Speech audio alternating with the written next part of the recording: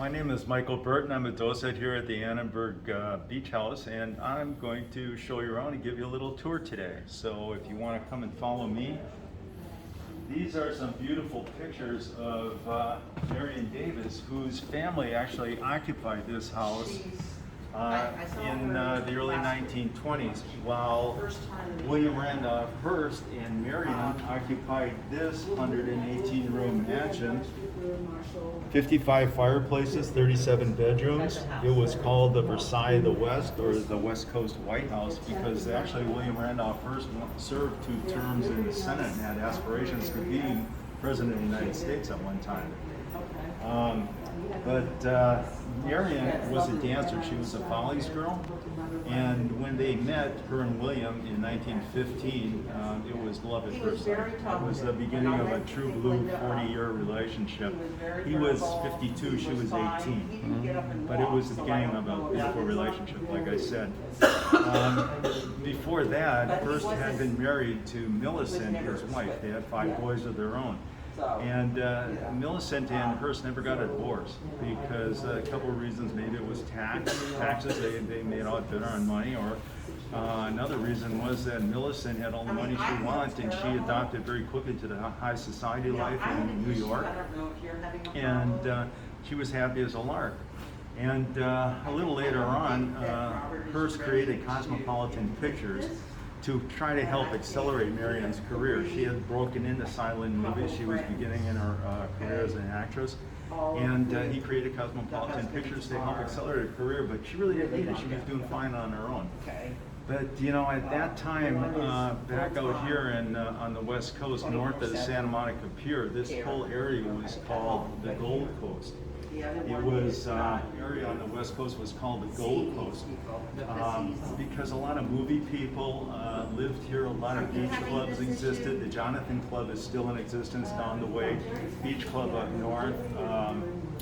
There were all kinds of clubs. Louis B. Mayer had a house right down the way.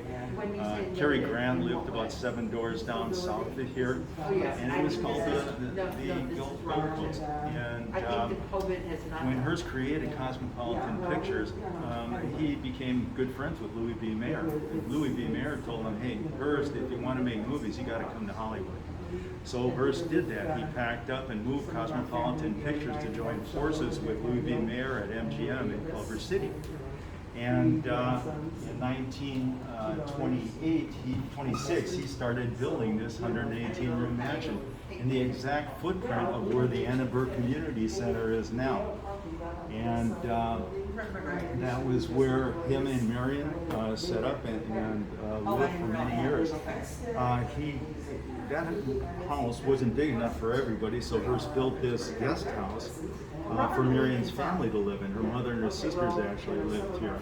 And there's 2 buildings that still remain in existence today that were in existence back then. One is this guest house and the swimming pool. The swimming pool at the Annenberg Beach House is in exactly the same exactly the same area where the original pool was. In fact, Fred Fisher and his associates, the architectural group that refurbishes property and built the community center, they actually found the same quarry that Hearst found originally to build the original pool to when they were refurbishing the new pool.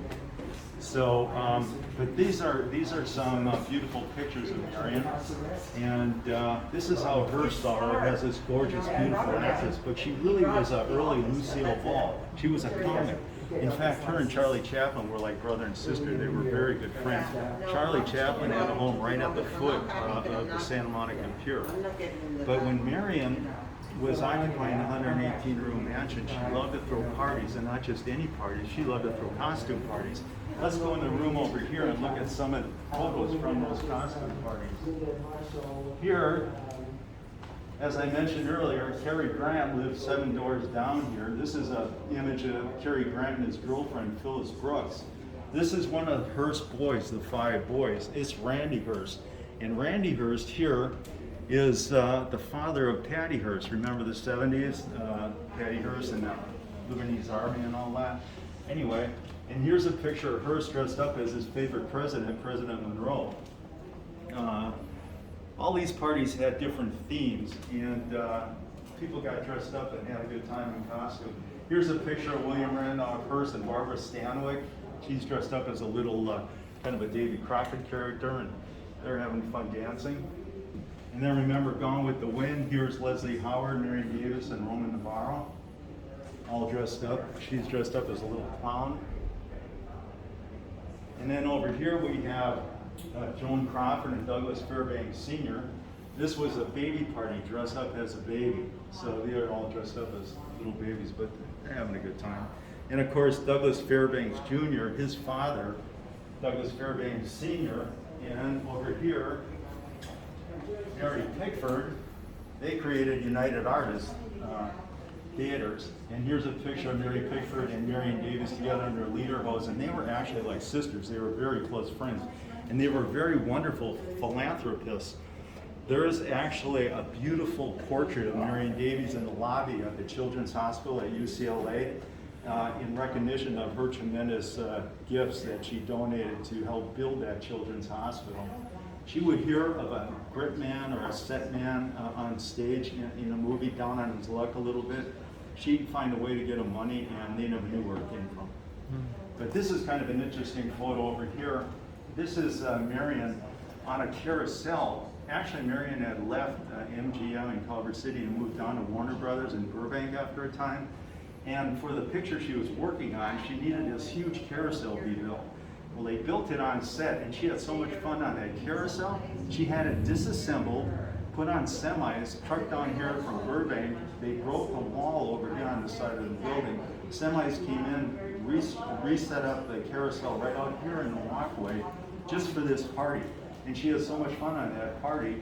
She was just having a ball here. You can see next day they packed it all up, put it back on the semis, and went back to Burbank and finished shooting her picture. But, and then here's a fun picture. This is Jean Harlow and Harpo Marx. And again, Marion was really kind of a comic.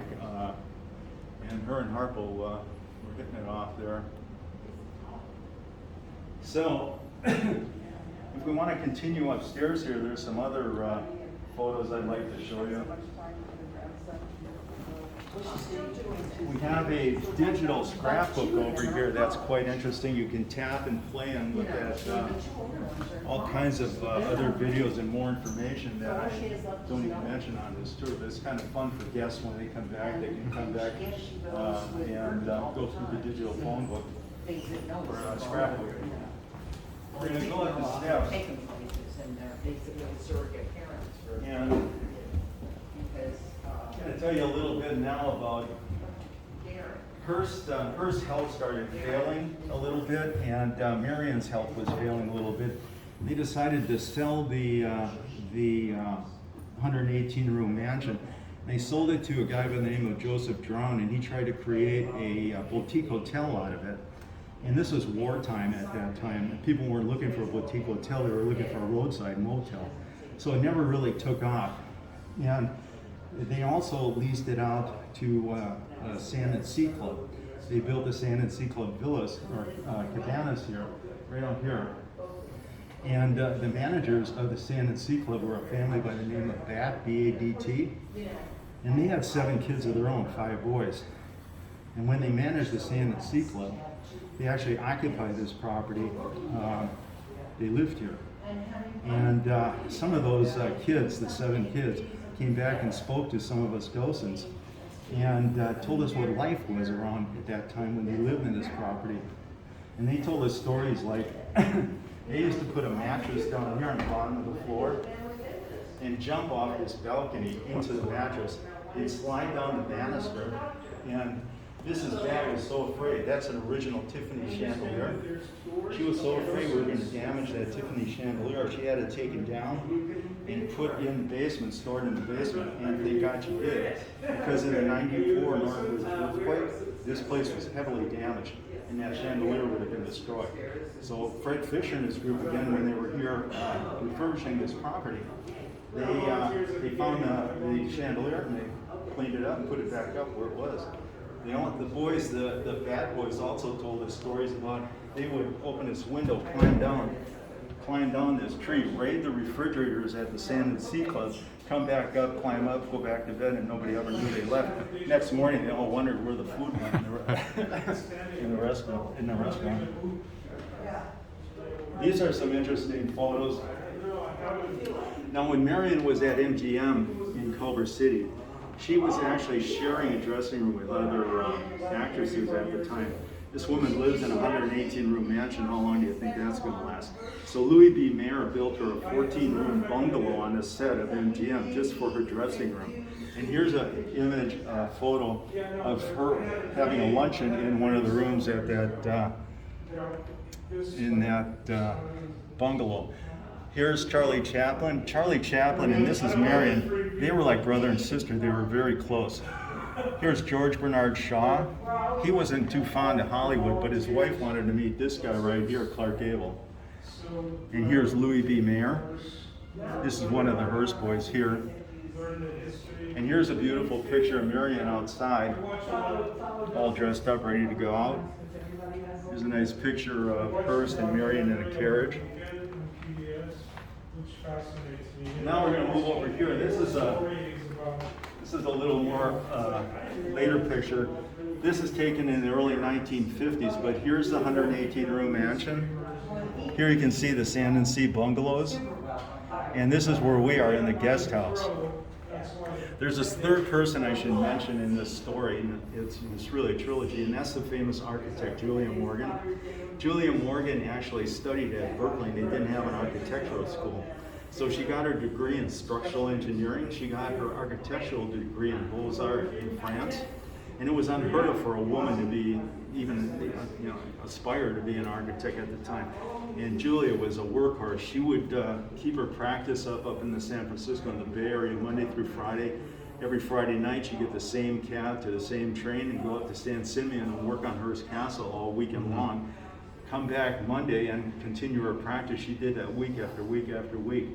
And her and Hearst, actually Julia did a lot of work for Hearst's mother, Phoebe, at the time, and that's how Hearst started developing his relationship with Julia. But there are constituents that say watching them at a coffee shop, Hearst and Julia, was like watching a fireworks display. They'd be drawing pictures together, ideas would be going back and forth. It was like lightning bolts flying back and forth. Julia was quite the architect. She was just awarded posthumously the Golden Award from the American Architectural Association. She was a workhorse. Just to give you an idea, during her lifetime she worked on probably about 1,400 properties compared to Frank Lloyd Wright, who did about 700. So just wanted to mention that because she's quite the woman. Now back to Hearst and Marion. During the war there was a tremendous fear of Japan invading us from the West Coast. You couldn't have lights on at night. You had to be very careful about what the noise and everything. So Hearst locked up the 118-room mansion, and they moved up to another one of his little properties on 45,000 acres of pine forest on the California-Oregon border. It was called Wintune, and it was a combination of like 3 properties. They had a theater, an entertaining building, and living quarters. And when they were up there, Hearst actually and Marion kind of retroed back to like simpler times. Marion would sew patches together and make neckties for William Randolph Hearst. Hearst would write poetry for Marion. Now Hearst was called a chief. He was the guy in charge, and he was a cutthroat, hardcore businessman. And you always agreed with him. If you bucked him in any way, you could be fired. He was just cutthroat. But Marion brought out the soft side of him, and he would write these poems and poetry for her, and it's quite interesting. Here's a picture of Hearst. You can see the Bavarian relief on the back up at Wintune. Here they are at Wintune playing croquet. But Hearst would write articles for his publications and not sign them or sign them staff writer. And there's a poem he wrote for Marion that I'd just like to read for you. It's quite interesting. It's called Song of the River. Now imagine sitting up in a balcony on 45,000 acres of pine forest with a rushing river going through it. And this poem is called Song of the River. It goes, let me put my glasses on here. it goes like this. The snow melts on the mountain and the water runs down to the spring, and the spring in a turbulent fountain with a song of youth to sing runs down to the Riders River, and the river flows to the sea, and the water again goes back in the rain to the hills where it used to be. And I wonder if life's deep mystery isn't much like the rain and the snow, returning through all eternity to the place it used to know. William Randolph Hearst. That poem was actually recited at his funeral. But this guy was the chief. He was the tough, hardcore businessman. Marion actually brought out this song. That poem was that I just recited was recited at Hearst's funeral, and I don't like to end our tour on a sad note, so I'm going to tell you this now. Hearst's health was failing, and Marion's too, as I mentioned earlier, and they sold the property, the 118-room mansion, and moved to one of his other mansions in Beverly Hills to be closer to medical facilities. And Marion was heavily sedated. She was suffering from throat cancer, and she was still drinking a little bit, and she fell into a deep slumber one night on the medication she was on. And the next morning, when she woke up, Hearst had died during the night. And when she woke up the next morning or afternoon, everything in the house was gone, except a picture of her, Marion, and Hearst on the mantle. While Hearst was alive, he was in charge. Everybody respected his wishes, but remember, he never divorced Millicent, and as soon as he died, the family came in, and Marion couldn't even go to his funeral. Now, she wasn't distraught. She had made a fortune in the movies, and she also invested quite wisely in California real estate. So she was on her own. In fact, one point in Hearst's career, when he got a little overzealous with his collecting, she actually wrote him a check for $1 million to sustain him for a while until he got back on his feet. So Marion was quite the businesswoman also. After a while later on, she actually remarried. She married a man by the name of Horace Brown, who was a retired merchant marine. And they had a boat called the Marion D in Santa Monica Harbor, which is right alongside the pier. In fact, if you go onto the pier, you can see a sign that says Santa Monica Yacht Boat Harbor. That's the harbor. And when they built that harbor, they changed they built the breakwater around it, and it changed the current so drastically. More and more sand built up on the north side of the pier, less on the south side.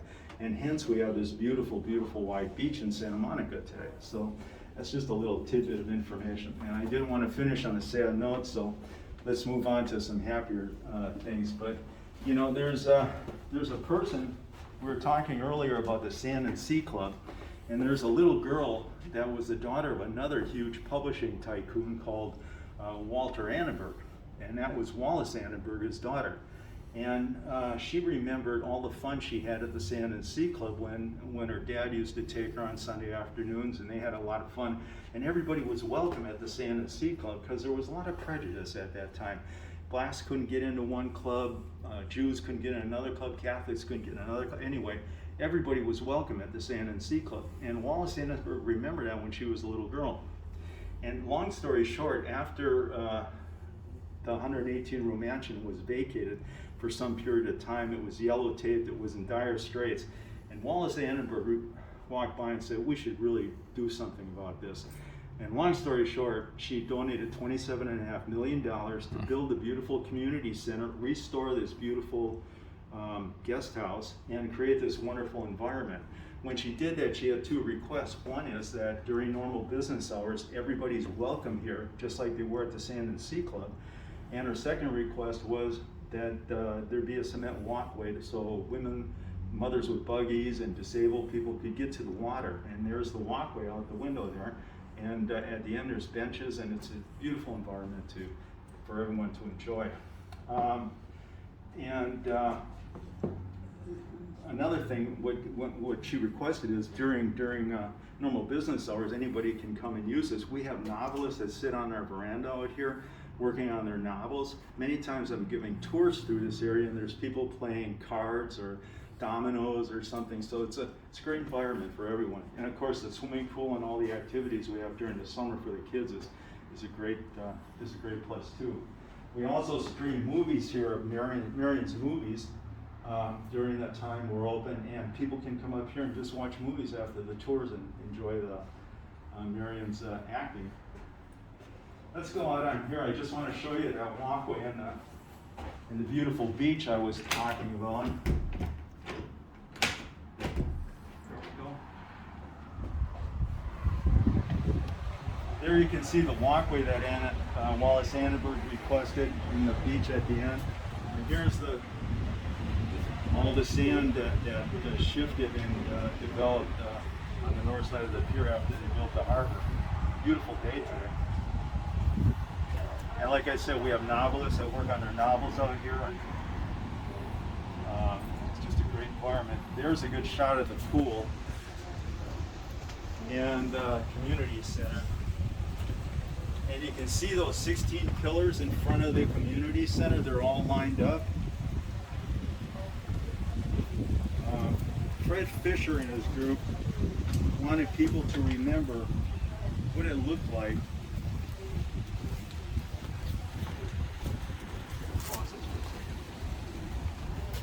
Fred Fisher and his group wanted people to remember what the actual 118-room mansion looked like back in the early 20s when Hearst lived here with Marion. There's the 16 pillars. Here's the 16 pillars of the new community center that Fred included, so we would have a little resemblance of what life looked like back then. And of course the two swimming pools are in the exact same place, and you can see the tiles are almost identical. They found the same quarry to get those from. Also, you can see that white fence down here, right here, the white wall, and there's a white stripe that continues below the umbrellas all the way down, all the way up past the pool. You can see how close that white stripe is to the pool. Well, Fred Fisher and his group wanted people to remember that was the high tide line back when Hearst lived in a 118-room mansion. The water actually came up that high. Well, when Hearst built the 118-room mansion, he didn't hire Julia Morgan to design that because she was busy working on Hearst Castle up in San Simeon. He hired a guy by the name of Flannery to design the 118-room mansion. Well, Flannery ran into some problems. The building started to sink because the high tide, the water line was so close. What did Hearst do? He called Julia Morgan up and said, Julia, take a break from Hearst Castle and come down here and save this property. Well, remember I told you earlier that Julia studied structural engineering at Berkeley and got her art degree, or architectural degree at Beaux-Arts in France. She knew exactly what to do to save that property. She came down here, fixed it, and continued to supervise Flannery a little bit, and went back up and continued working on Hearst Castle. So, just another little Julia Morgan interesting little tidbit. Beautiful day out here today. We're going to continue on the tour. We're getting close to the end, but I do want to show you some original bathrooms because these are original bathrooms. And remember, this is the guest house. You can imagine what the 118-room mansion looked like. This is the first bathroom. And please go in and look at the fixtures. It was very avant-garde at the time to have a stand-up shower and a bathtub in the same bathroom, but this is the original bathroom. Now people might wonder and say, is this Malibu tile because we're so close to Malibu, but it's not actually. It's from Vernon, California. It's Vernon tile. And the next bathroom I'd like to show you is called the brass boat bathroom, and you'll see why in a second. I'm passing the beautiful Tiffany chandelier again.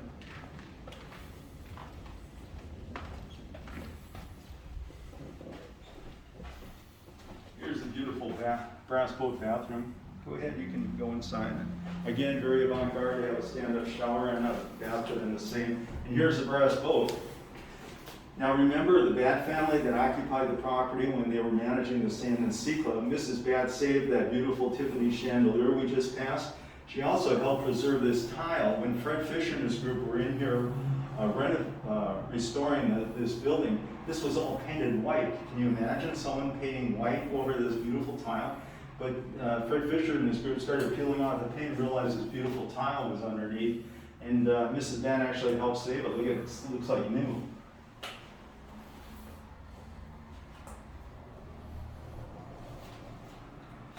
Now we're going to move on to my favorite bathroom, and this is the the third and last bathroom I can show you today. And it's in this little office area. We have artists in residence here frequently, off and on during the year, and they occupy this office, they use this room for their offices, but there could be poets, could be writers, could be dancers, theatrical players, but they occupy this, they use this room for their office, and they also do a lot of performing out on the walkway between here and the community center.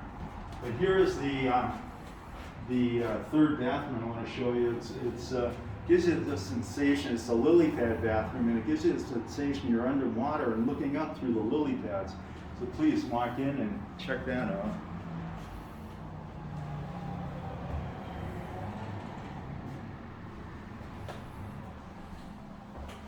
I'd like one of these in my home.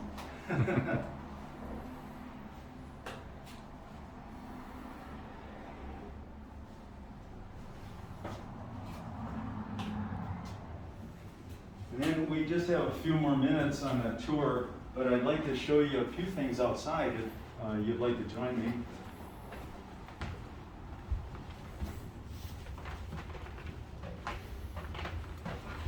Of course, the elevator and the modern bathrooms were not here during that time, of course, but they were installed later for ADA compliance.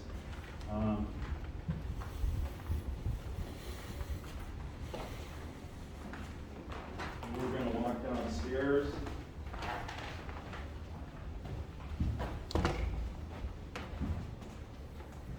Again, the beautiful Tiffany chandelier.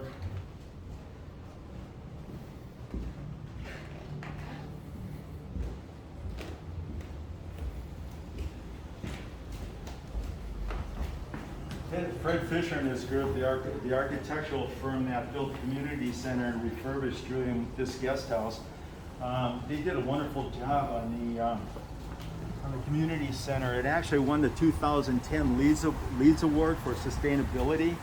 Guess what they used for insulation instead of the normal means of insulation? I bet you can't guess.